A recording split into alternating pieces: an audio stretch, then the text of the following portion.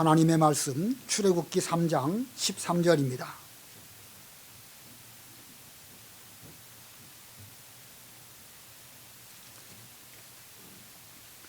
출애굽기 3장 13절 18절까지 봉독하겠습니다. 모세가 하나님께 아뢰되 내가 이스라엘 자손에게 가서 이르기를 너희의 조상의 하나님이 나를 너희에게 보내셨다 하면 그들이 내게 묻기를 그의 이름이 무엇이냐 하리니 내가 무엇이라고 그들에게 말하리이까. 하나님이 모세에게 이르시되 나는 스스로 있는 자이니라. 또 이르시되 너는 이스라엘 자손에게 이같이 이르기를 스스로 있는 자가 나를 너희에게 보내셨다 하라. 하나님이 또 모세에게 이르시되 너는 이스라엘 자손에게 이같이 이르기를 너희 조상의 하나님 여호와 곧 아브라함의 하나님, 이삭의 하나님, 야곱의 하나님께서 나를 너희에게 보내셨다 하라. 이는 나의 영원한 이름이요 대대로 기록할 나의 칭언이라. 너는 가서 이스라엘 장로들을 모으고 그들에게 이르기를 여호와 너희 조상의 하나님 곧 아브라함과 이삭과 야곱의 하나님이 내게 나타나 이르시되 내가 너희를 돌보아 너희가 애굽에서 당한 일을 확실히 보았노라. 내가 말하였거니와 내가 너희를 애굽의 고난 중에서 인도하여 내어 젖과 꿀이 흐르는 땅 곧 가나안 족속, 헷 족속, 아모리 족속, 브리스 족속, 히위 족속, 여부수 족속의 땅으로 올라가게 하리라 하셨다 하면 그들이 내 말을 들으리니 너는 그들의 장로들과 함께 애굽 왕에게 이르기를 히브리 사람의 하나님 여호와께서 우리에게 임하셨은즉 우리가 우리 하나님 여호와께 제사를 드리려 하오니 사흘길쯤 광야로 가도록 허락하소서 하라. 거기까지만 봉독합니다. 우리는 교회를 말할 때에 무형교회와 유형교회로 나눕니다. 잘 아시는 것처럼 무형교회는 예수님이 머리이시며 모든 성도가 그의 지체인 영적인 교회를 무형교회라고 하고, 유형교회는 우리의 현실 속에 있는 이 교회가 유형교회입니다. 이 지상에 세워진 유형교회의 시초가 어디일까? 예수님께서 마가 다락방에서 성찬 예식을 행하심으로 출발된 예루살렘 교회가 신약 시대에 있어서는 유형교회의 시작이 아닐까. 그러나 성경은 이 구약 시대에 출애굽한 이스라엘 백성들을 두고 광야 교회라고 부릅니다. 그런 면으로 볼 때에 이 구약 시대에 출애굽한 이스라엘 백성들을 중심으로 모인 그 광야 교회가 유형 교회의 시초가 아닐까 생각합니다. 그래서 오늘 말씀의 제목은 광야 교회의 설립에 대해서 생각해 보려고 합니다. 그렇다고 해서 구약 시대로 돌아가서 제사 드리고 뭐 그런 식으로 신앙생활 하라는 취지는 결코 아닙니다. 무형 교회의 머리이신 예수님을 중심으로 또 우리는 그분께서 세우신 그분의 종으로 여겨 이 교회를 잘 섬김으로 우리가 무형교회이신 예수님의 교회를 세워야 되겠지만, 이 구약을 돌아보는 이유는 거기에서 그 절차와 과정을 잘 살펴서 오늘날도 참고해서 하나님의 교회를 잘 세우는 이런 우리가 되어야 할 것입니다. 또 교회는요, 조직교회와 미조직교회로 나누어지지요. 당회가 있고 장로가 세워진 그런 교회를 조직교회라고 말하고, 만일 그렇지 않다고 하면 미조직교회라고 합니다. 이 광야교회는 조직교회였을까 미조직교회였을까, 이런 면을 좀 생각해 보려고 합니다.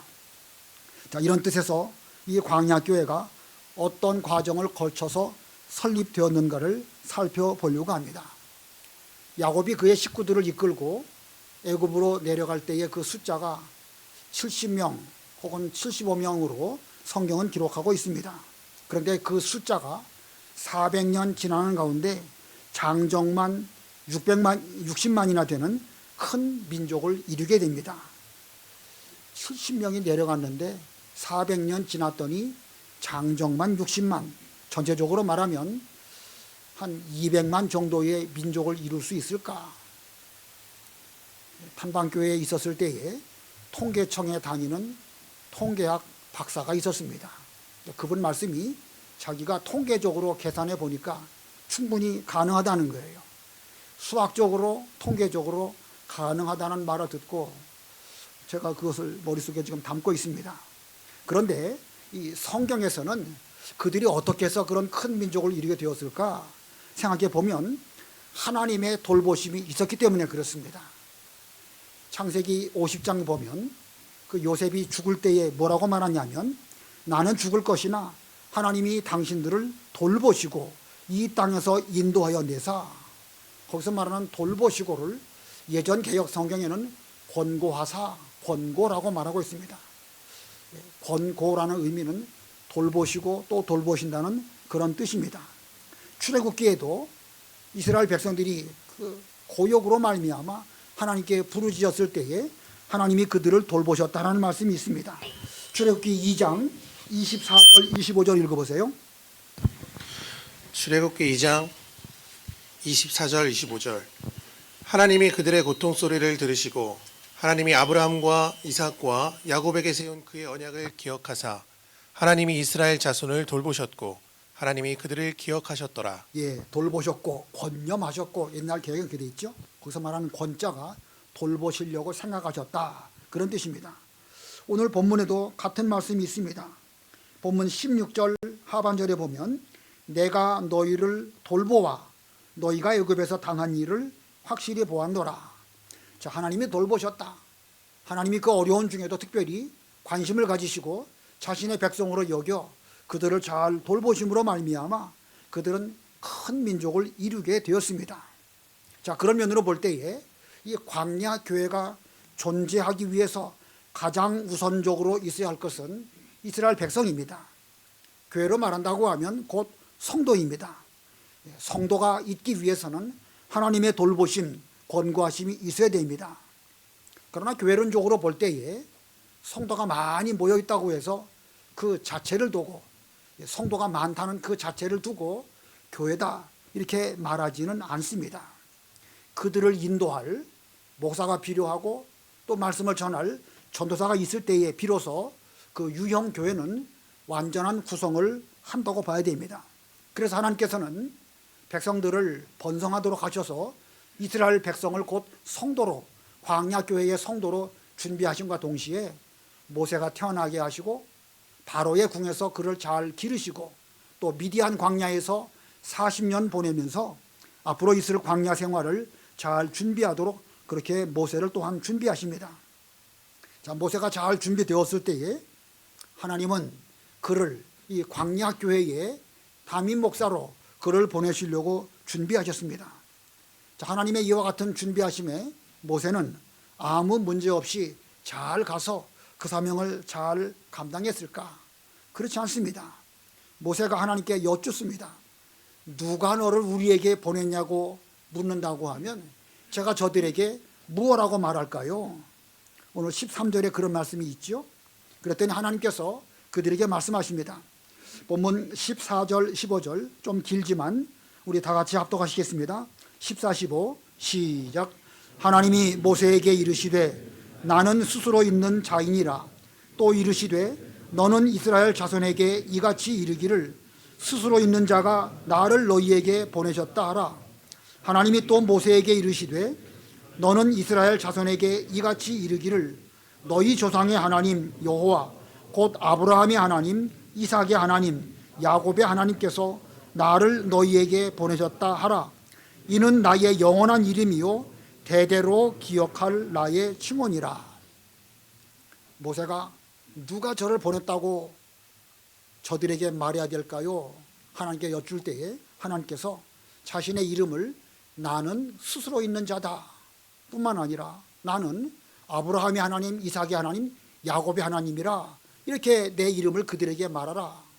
우리가 잘 아시는 것처럼 스스로 있는 자 여호와라는 이름을 처음으로 모세를 통하여 말씀하시고 또 예수님께서는 아브라함의 하나님, 이삭의 하나님, 야곱의 하나님이라는 것은 죽은 조상들의 하나님이 아니라 비록 그들은 육신적으로 죽었지만 여전히 살아 있음을 전제하시면서 하나님은 죽은 자들의 하나님이 아니라 살아 계신 자들의 하나님이신 것을 말씀하시면서 아브라함과 이삭과 야곱에게 약속 곧 언약을 주시고 그 약속을 이루시기 위해서 지금 모세를 보내셨음을 그들에게 말씀하라고 하신 것입니다. 그래서 하나님은 스스로 있는 자요 또 산 자의 하나님이시고 언약의 하나님이십니다. 그러니까 모세가 가서 그들에게 나는 스스로 계신 자이신 여호와께서 보내셨고 우리 조상들의 하나님이시지만 지금도 살아계셔서 역사하시는 살아계신 하나님 그 언약을 이루시려고 나를 너희들에게 보냈다. 이렇게 말하면 그들이 모세를 자기들의 그 교역자로 잘 받을 것임을 하나님이 그에게 말씀하신 것입니다. 그래서 모세가 그 말씀을 잘 듣고 순순히 잘 갔을까? 출애굽기 4장 1절 읽어보세요. 4장 1절 모세가 대답하여 이르되 그러나 그들이 나를 믿지 아니하며 내 말을 듣지 아니하고 이르기를 여호와께서 내게 나타나지 아니하셨다 하리이다. 하나님의 말씀이 있었지만 모세는 지금 주저하고 있습니다. 하나님이 나타나셨는지 안 나타나셨는지 우리가 어떻게 알겠느냐? 그들은 하나님이 나타나시지 않았다고 나에게 말할 것입니다 라고 하면서 그는 주저하고 있습니다. 그래서 하나님께서 내 손에 있는 것이 무엇이냐? 지팡이 있다. 그거를 내려놓아라. 뱀이 되게 하시고 다시 꼬리를 잡게 하심으로 도로 지팡이가 되게 하시고 손을 품에 넣었다가 뺨으로 나병이 걸리게 하셨다가 다시 또 품에 넣었다가 뺨으로 여전하게 되는 이런 은혜를 베풀어 주시고 그에게 자기 손에 있는 지팡이를 가지고 곧 하나님의 능력의 지팡이를 붙잡고 가라고 말씀하십니다. 자, 그랬더니 모세는 또 나는 본래 말을 못하는 사람이다 하면서 계속 하나님 말씀을 듣지 아니하고 좀 뺀질뺀질 거리면서 안 가고 있었습니다. 그래서 여차여차해서 결국은 모세가 가기는 갔습니다. 그래서 이스라엘 백성들이 그 모세를 자신들의 지도자 곧 광야교회의 목사로 받아들였는가 안 받아들였는가? 출애굽기 4장 39절로 29절로 31절 읽어보세요. 출애굽기 4장 29절로 31절 모세와 아론이 가서 이스라엘 자손의 모든 장로를 모으고 아론이 여호와께서 모세에게 이르신 모든 말씀을 전하고 그 백성 앞에서 이적을 행하니 백성이 믿으며 여호와께서 이스라엘 자손을 찾으시고 그들의 고난을 살피셨다함을 듣고 머리 숙여 경배하였더라. 여기 31절에 보니까 백성이 믿으며 모세를 믿었다는 말 아니에요. 하나님의 말씀을 전할 때에 이것이 하나님께서 보낸 우리의 지도자구나 라고 믿으며 그를 받아들였다는 것입니다.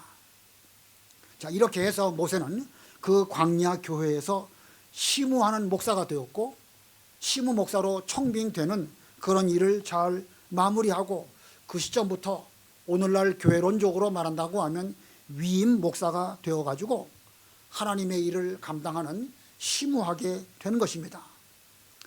자, 이와 같은 이 광야 교회 제가 쭉 설명을 드렸는데 이런 이 광야 교회는 이 교회론에서 말하는 그런 면으로 볼 때에 장로교회에 속할까 감리교회에 속할까 어떻게 해야 될까요? 만일 모세가 하나님이 보내셨다고 하면 백성들이 자기를 받든 안 받든 무조건 가야 되는 것입니다. 청빙이고 뭐고 없습니다. 여기 마지막 지금 읽은 4장 31절에 백성들이 믿으며 그를 자신들의 담임 목사로 받든 안 받든 그거 상관없이 가야 되는 것입니다. 근데 본문에 보면 그런 절차로 간 거 아니죠? 분명 하나님이 가라고 말씀하셨지만 모세는 그 말씀을 잘 듣고 순종할 때에 절차를 잘 밟고 하나님 말씀을 잘 말해 줄 때에 백성들이 그의 말을 믿고 그를 자신들의 그 지도자로 받아들임으로 청빙이 완료된 것을 보면 이건 감독 정치가 아니고 장로 정치 혹은 회중 정치도 그런 면이 있긴 있으니까 회중 정치나 장로 정치대로 이렇게 된 것으로 해석할 수 있습니다. 자, 오늘날 우리도 이 성경대로 하나님의 일을 맡아서 수고해야 됩니다. 우리가 총회의 명령으로 각 교회에 가가지고 거기에서 일을 한다고 할 때에 사실 파송되는 것이죠. 근데 그 파송되었을 때에 그 교회의 성도들이 받든지 안 받든지 나는 총의 명령으로 왔다라고 하면서 가서 무턱대고 심무한다고 하면 성경대로 하는 거 아닙니다. 분명 성경에는 그 백성들이 자신의 말을 믿고 받아들이도록 그런 절차를 통해 가지고 이 모세가 그 광야 교회의 시무 목사가 된 것처럼 우리도 감리교처럼 총의 명령으로만 갑니다. 이렇게 한다고 하면 우리의 정체성하고 맞지가 않습니다. 비록 총회가 파송했다 할지라도 그 교회의 성도들이 하나님의 종으로서 나를, 여러분들을 받아주도록 그런 절차를 잘 거쳐야 되겠는데, 이것이 성경적인 것이고 이것이 장로교다운 그런 절차입니다. 그래서 여기 4장 31절 아까 읽은 것처럼 백성이 믿으며 여호와께서 이스라엘 자손을 찾으시고 그들의 고난을 살피셨다, 권고하셨다 함을 듣고 머리 숙여 경배하였다. 모세를 비롯한 모든 이스라엘 백성들이 하나님의 섭리가 우리에게 이렇게 이루어지는구나, 우리를 이 고난 가운데 돌보시고 계시구나 라고 하면서 백성들도 모세도 여기에 잘 수긍하며 하나님의 일을 하는 이 모습이야말로 이게 오늘날 교회의 모습이라야 되는 것이고, 우리의 장로교는 반드시 그렇게 해야 될 것입니다. 이것이 성경대로 하는 것입니다. 자, 그 다음에 이 광야교회는 아까 제가 장로교와 회중정치를 설명드렸는데 그 또 다른 면으로 볼 때는 어떤 교회였을까? 장로교였을까? 감리교였을까? 아니면 침례교였을까? 오늘 본문으로 돌아와서요, 3장 16절 제가 보겠습니다. 너는 가서, 모세 너는 가서 이스라엘의 장로들을 모으고 그들에게 이르기를 여호와 너희 조상의 하나님 곧 아브라함과 이삭과 야곱의 하나님이 내게 나타나 이르시되 내가 너희를 돌보아 너희가 애굽에서 당한 일을 확실히 보았노라. 좀 건너가서 18절 보겠습니다. 그들이 내 말을 들으리니 너는 그들의 장로들과 함께 애굽 왕에게 이르기를 히브리 사람의 하나님 여호와께서 우리에게 임하셨은즉 우리가 우리 하나님 여호와께 제사를 드리려 하오니 사흘길쯤 광야로 가도록 허락하소서 하라. 자, 제가 강조드리는 말이 무엇인지 잘 아시겠죠? 16절에는 이스라엘 장로들을 모으고 18절에서는 그들과 함께 바로 왕에게 가서 우리가 출애굽해서 우리의 하나님 여호와께 제사를 드리려고 합니다 라고 말하라고 하나님이 그에게 말씀하십니다. 자, 이 성경에 여기 등장하는 장로라고 하는 단어, 성경 전체 가운데 장로라고 하는 단어가 여기서 비로소 처음 등장합니다.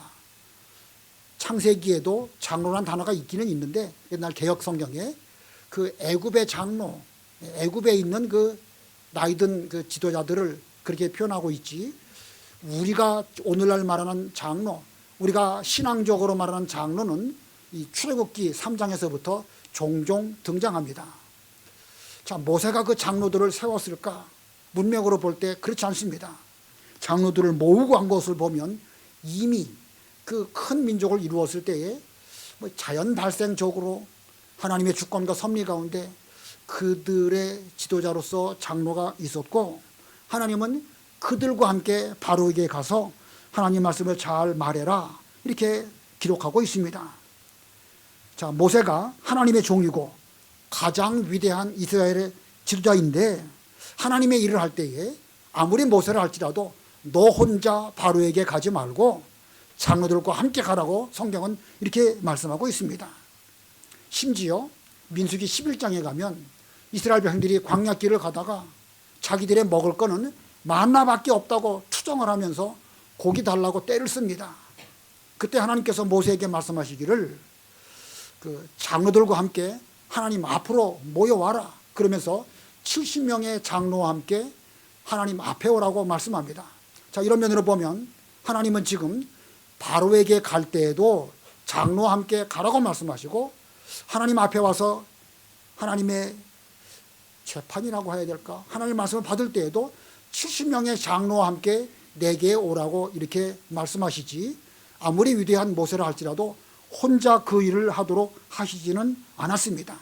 그 70명의 장로, 그게 쭉 전통적으로 내려와서 그것이 공회 혹은 히브리 말로 사네드린이라고 하는 이 조직을 구성하게 돼서 신약시대까지 쭉 오게 되는 것이고, 뭐 그런 면으로 오늘날 신약 시대에 물론 구약의 개념하고는 약간 다른 면이 있지만 총회가 바로 그런 면으로 장로들의 모임이고 총대를 통해서 모이는 이런 조직이라고 할 수가 있습니다. 자, 이 모세와 장로, 모세는 그 장로와 함께 가라고 하신 말씀이나 장로들과 함께 하나님 앞에 서라고 하실 때에 나 혼자 하기도 힘들어 죽겠는데 왜 저들과 같이 하라고 하십니까? 그들을 불편하게 여겼을까요?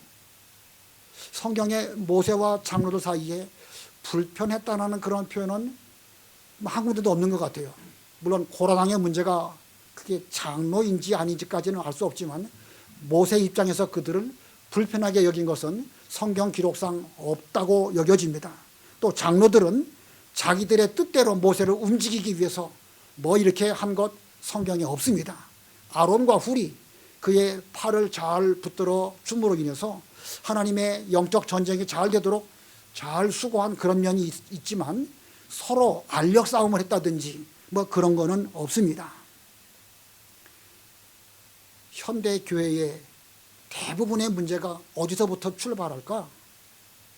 목사가 자기의 권위를 가지고 소위 말하는 권위주의로 이 교회를 자기 임의대로 하려고 할 때 거기서부터 문제가 대부분 생기지 않을까?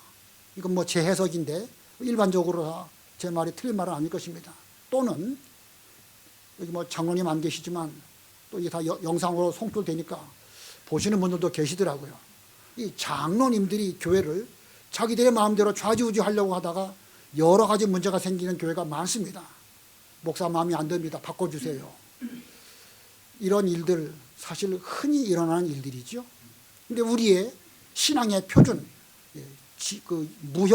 유형 교회의 표준이라고 볼 수 있는 이 광야 교회를 놓고 볼 때에 모세와 그 장로들 사이에 그런 알력 힘든 거 없었음을 볼 때에 우리가 성경대로 신앙생활을 해야 되는데 성경이 우리에게 뭘 말씀하시는가라고 생각하면서 쓸데없는 주도권 다툼 하지 말고 어깨에 훅가시 넣고 권위 세우려고 하지 말고 잘 섬기며 모세가 하나님의 교회를 잘 섬겼던 것처럼 모든 장로들이 모세를 통하여서 하나님의 교회를 잘 받들어서 그들이 출애굽과 또 이 광야길을 잘 걸어가서 하나님의 언약을 잘 이루어 드렸던 것처럼 우리도 그렇게 해야 되지 않겠는가 생각됩니다.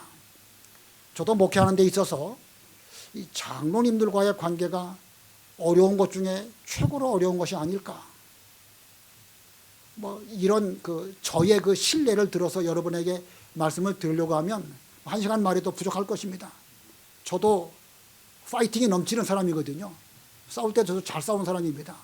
그러나 그것 가지고 절대 성공되지 않음을 저의 경험으로도 제가 많이 느끼고 있고, 그러나 뭐 지금 그 얘기 드리려고 하는 건 아니니까. 여러분은 어떠신가요?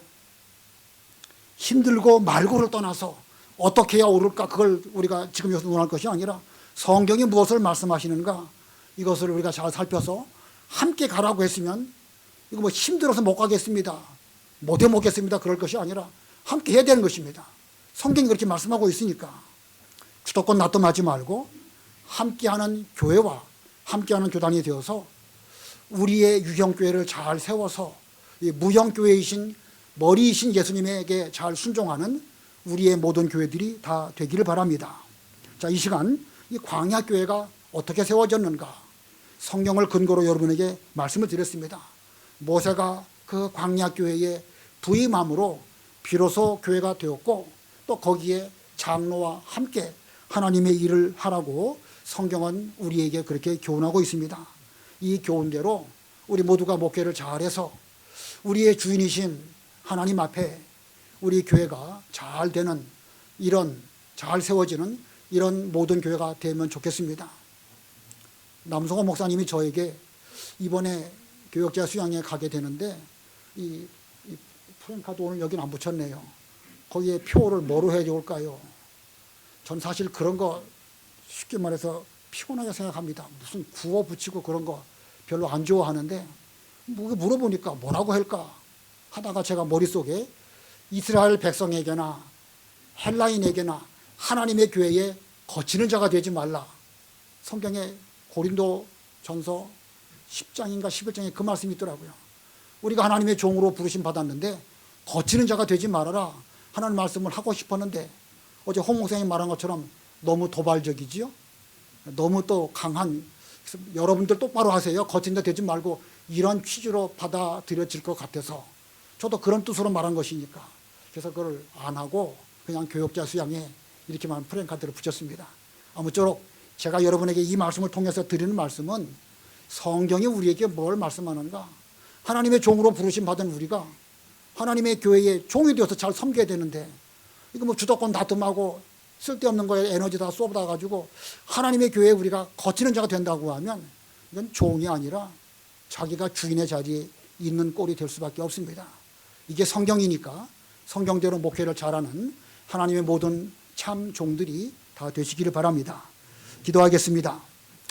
살아계신 하나님, 부족한 저희들을 불러서 하나님의 종으로 교회의 목사와 전도사로 말씀의 종으로 세워주신 거 감사합니다.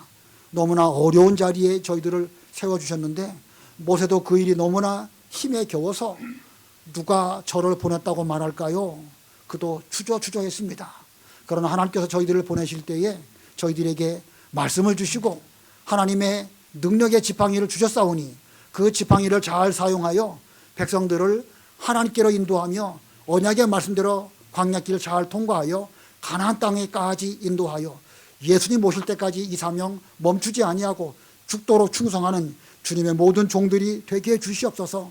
참으로 존귀한 자리에 저희들을 세워주셨고 이 일을 잘 감당하면 이 일로 말미암아 땅에서도 저희들에게 복 주실 줄을 믿고 주 앞에 갔을 때에도 부끄럽지 않은 그런 자들이 될 줄을 믿습니다.